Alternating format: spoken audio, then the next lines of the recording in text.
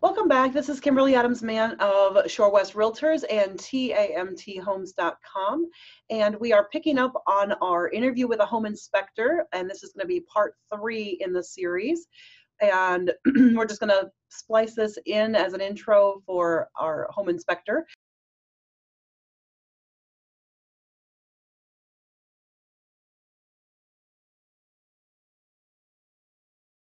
Do you do new construction inspections, home inspections as well? I do. That's something that's often overlooked. A lot of people feel that they're buying a brand new house, everything should be correct or everything is correct, and then they take into consideration that the local building inspector and municipal inspector went through, so there really shouldn't be any issues. Is the mindset. And I'll tell you, a lot of times things are overlooked. As with any construction project, something may not be done correctly, something might be overlooked. So I certainly do them. And I would encourage anybody buying a new construction to definitely have a home inspection on it, just for their safety and peace of mind. Yeah, and if nothing else, I mean, that's what the punch list, it gives them something for their punch list at the end as well. Most definitely. It may not be a matter of, so to speak, renegotiation of price or anything like that, but on new construction, it can really be good as far as making sure everything is up to where it needs to be. It should be kind of like, if there is ever a time when you should have a quote unquote perfect house, it should be after new construction. As far as the systems working correctly. Correct. And most homes come with some type of warranty. Most of the standard is typically a 1-year warranty on a new construction home. So if there's something that comes up at the inspection, that's something where you normally can go back to the builder and say, okay, we have an issue with X, Y, or Z, and have you come back out and take care of this. But if it's something in the electrical that you just don't even notice or doesn't get used in that first year, not having that home inspection could really put you in a bad spot. Most definitely. Yeah, because it'd be out of warranty by that point. Right. So here's a question. Should a buyer assume that everything you list on a report is something that has to be fixed? No. There's definitely an expectation there as far as who fixes what and what needs to be fixed. There's certainly maintenance things that we're going to talk about on the inspection. There's things, like I said before, that need to be monitored. And as the report comes out, there'll be things that are highlighted that are more concerning than others. So the expectation there a little bit is you're buying a used home, and there will be things that need to be repaired, and there probably is some expectation that buyer will be making some of the repairs themselves, not asking the seller to remedy everything that might come up on an inspection. Yeah, and if they've had a really tight contract and, really tried to beat out other people, they may not, what they find on a home inspection might be stuff that they're willing to take on themselves after. It doesn't mean they have to ask the seller for it. That's correct. I mean, every buyer has a different level of expectation. I mean, some people walk in and they want a perfect house. They want everything that comes up on the inspection taken care of by the seller, and that's typically not a realistic expectation. I'm glad you said that, because when we talk to buyers and say that's not a realistic expectation, it's nice to hear somebody else who's a professional kind of say that as well. It's not just us. Sometimes I think buyers think that when we say that, we're like, oh, well, we just want the sale. But it's nice to hear a home inspector say, look, you can't expect the seller's going to fix every tiny thing you want. I mean, you're buying an existing property, or you're buying a used house, if you will. There's some expectation there that you might have to do some type of repairs and maintenance, and there might be some things that you have to take on yourself. And then there's other people where there may be significant issues within a home, might have a bad roof or have significant foundation issues, and they have a comfort level with that and say, hey, I love the home and I'm going to take on those projects and the expense that's associated with it. But every individual is different as far as what they're. I think that's a great way to put it too. You said everybody has a different comfort level, and I think comfort sometimes has to do with comfort about knowledge, and sometimes it's a comfort of finances. Oh, most definitely. because, not everybody can take on the idea of a foundation, replacement. That might be outside of their ability. So if Correct. they can't do it, then of course. So speaking of some of those really big things, like, the roof is just falling apart or the basement is just, completely crumbling, would you ever recommend that a buyer walk away from a purchase? Well, that's not really my call to make. My job as a home inspector is to alert buyer of the condition of the home, educate them on what's going on with it, make some recommendations as far as what needs to be done, or maybe calling for further evaluation. I just put the information out there, and that's their judgment call to make.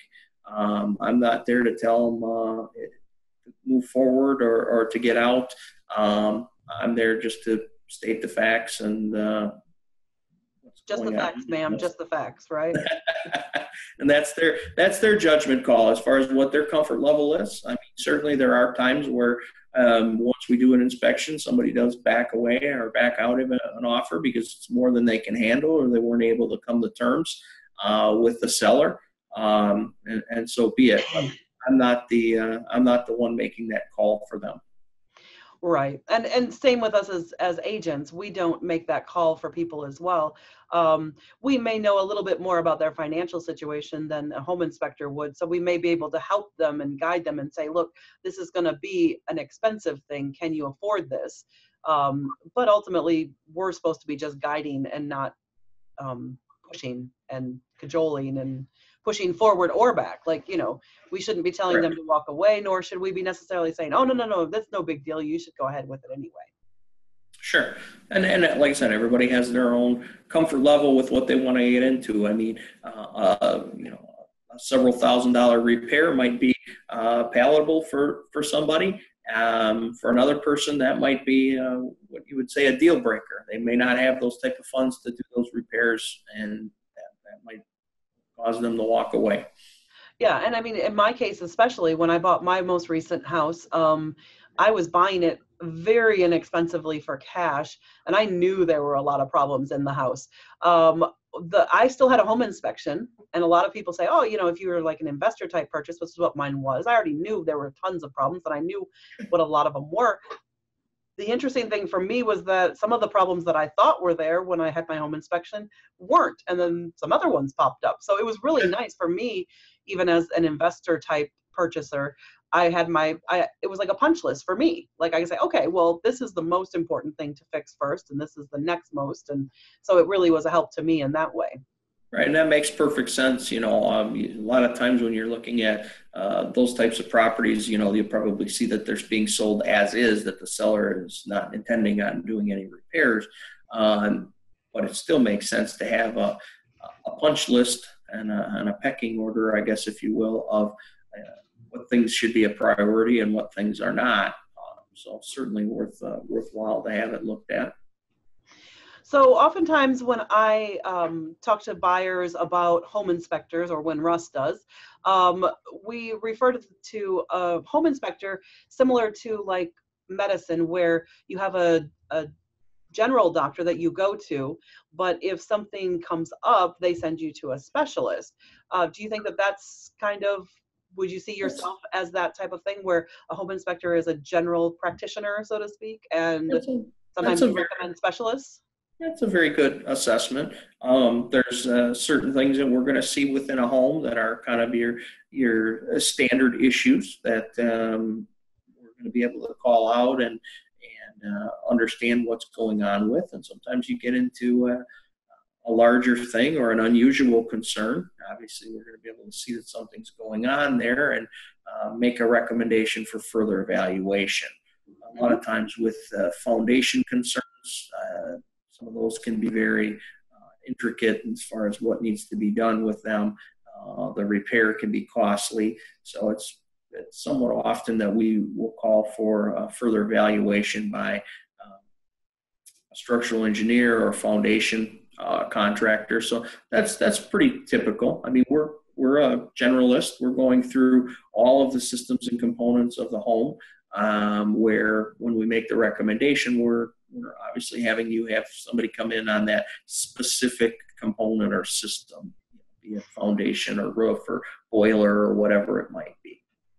Yeah, and that's one of the reasons why when we talk to buyers about planning for a future home inspection at the very beginning, we talk to them about not just the price of for the type of house they're going to buy, not just the base price of a home inspection, but also additional inspections that they may need if something shows up. So we try to get them to budget a little bit extra for those additional inspections as well. And that's a wise thing to do. If you limit the person to just what the home inspection costs, they might be surprised when we call for further evaluation, and there might be some costs associated with those additional inspections. So certainly good advice there. Okay. And kind of just to wrap this up, what types of services or products do you at Curb Appeal offer that you think makes you stand out from other home inspectors? Well, we have a suite of things that come along with our inspection. So in addition to the full service home inspection, we have the recall check, which we talked about a little bit earlier. So recall check, make sure that we don't have any issues with recalls on any mechanicals or appliances. Along with that, there is a limited 90-day home warranty that comes along with the inspection service. We have a mold safe warranty. So if any mold would be determined that was not discovered, or potential mold that was not discovered by the home inspector, there is a policy for some coverages there. We have a sewer guard warranty, which covers a sewer lateral from the house to the street, which is something that we obviously can't see.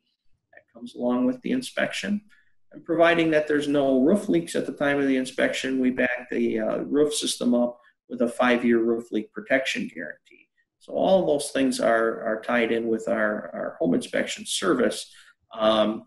In addition, we also do radon testing. So radon is a odorless, colorless gas naturally occurring in the atmosphere that in high concentrations can linger in your basement of your home. And it's the second leading cause of lung cancer. So it's a very important test to do. I would encourage home buyers to certainly make sure that they have the ability to have that test done. Especially if it's a basement that you're going to have any time spent in. Right. If you're going to my basement, I'm not doing a radon test because trust me, the only thing we're doing in my basement is laundry. Right. If you intend to have a finished area, living space, basement, bedroom, rec room, whatever it might be, if you're going to spend a fair amount of time down there, it's imperative that you have that test done. It's a fairly simple test to do, and safety is paramount there. No sense in having something going on in your home that could cause a lung issue or a health issue down the road. Yeah, and what's kind of interesting with radon is that it is more prevalent in newer construction homes, by my understanding, than older, because newer homes are built so tight, they have more of a tendency to trap those gases. Correct. I mean, we've seen it in houses of all ages, but that is a good rule of thumb. The tighter the house, the newer the construction. Obviously, building code has changed. We've tightened up houses. The houses don't breathe or vent as naturally as an older home would have. So it's certainly. But those vents in my older home are also where the water comes in. So it's not a bad thing to have a not vented house. Right. So yeah, typically the newer the construction, the more potential we have, especially homes that are new enough that they have sump pumps in them, which would be anything probably from about the mid 60s on. Those are the houses that we find the most elevated radon levels. Right. So definitely, talk to your agent about whether the house you're buying is something that would be, but if you have any intention of finishing a basement space, I know our team would always recommend a radon test if that's the case. The other thing about a radon test, though, is that, and just kind of to say this, sometimes people are like, oh, if it's radon, we have to walk away. That's not necessarily true. It just might help you plan. It's about $1,000 to mitigate radon. So most homes, that is a good assessment. Some homes get a little tricky as far as if they have crawl spaces. Those systems can be a little bit more expensive because sometimes there's matting and other things that needs to be done in the crawl space area. But a regular basement without a crawl space, typically a good rule of thumb is in that, $1,000 to $1,200 range is typically where the systems would come in. So it's not a extremely costly measure to remedy. And you're completely right. Some people are unfamiliar with what the repair would be, and that you can make a house safe. So if we have an elevated level, some people will freak out, for lack of better words, and want out of a deal or something because they just don't know that it can be remedied. So a house with a radon mitigation system, nothing wrong with it. I mean, I get phone calls on occasion that people are looking at a house that has a system already installed, and they're wondering whether it's something that they should move forward on or walk away from. You're better off to have a house with one than a house without. So I wouldn't be concerned whatsoever. There was already a radon system in a home. Well, and it's so common in this area of Wisconsin to have radon in the ground that has to be mitigated. So it's really not, and it's kind of funny because it's actually, of all the fixes needed for houses, I mean, furnaces are a lot more expensive. I mean, a water heater is a similar price to a radon system. Right. It's in the scope of what it is. It's really not that costly to remedy that if you have a concern. Yeah.